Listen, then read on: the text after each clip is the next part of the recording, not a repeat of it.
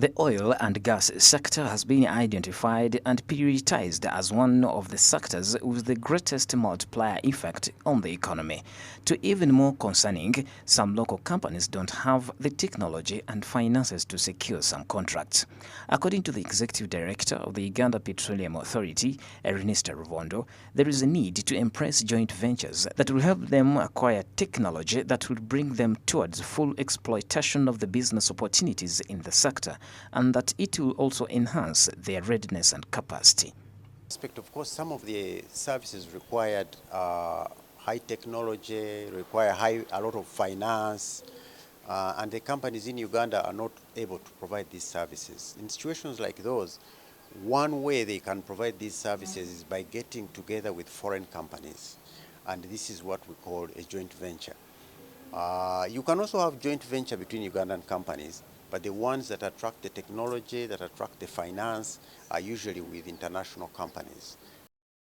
According to 2022 data from the Uganda Petroleum Authority, investment in the oil and gas sector grew by $180 million in 2022 to $500 million in 2021 and was projected to grow at $3 billion by 2022.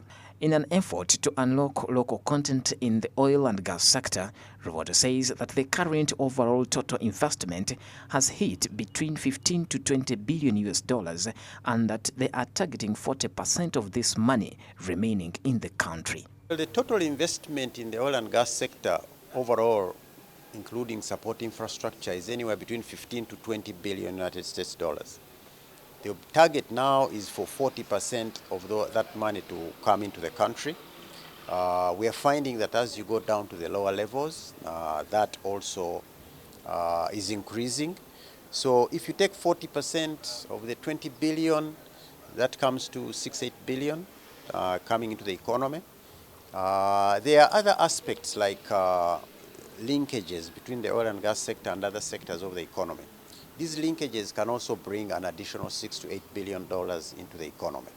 But I think one of the most important things is the capacity of industry, capacity of the employees, so that subsequently they can do much higher work both in the country and in the region. All of that money is kept here. Where does it end? In Ugandan banks. So if Ugandan banks have an excess of cash, what happens? They reduce their interest rate because now they are sitting on excess cash.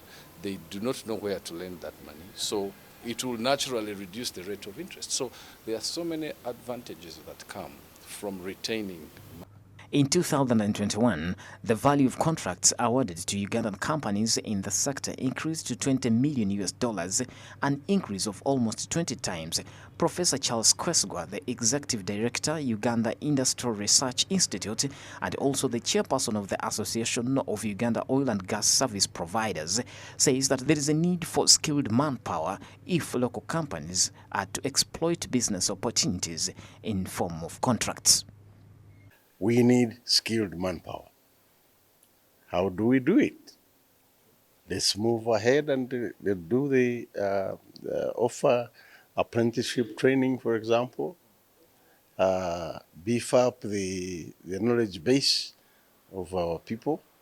Ugandans are very educable. We have proved the world that we have some of the best brains there might be. So it's a question of making those people understand the practicality of the sector. What does it need to be able to be engaged in the sector? Uganda has implemented strict national content regulations, which the Petroleum Authority of Uganda is strictly enforcing in order to maximize the participation of local businesses in the oil and gas value chain. Pedson Mumbere, Smart 24 TV, Business Today.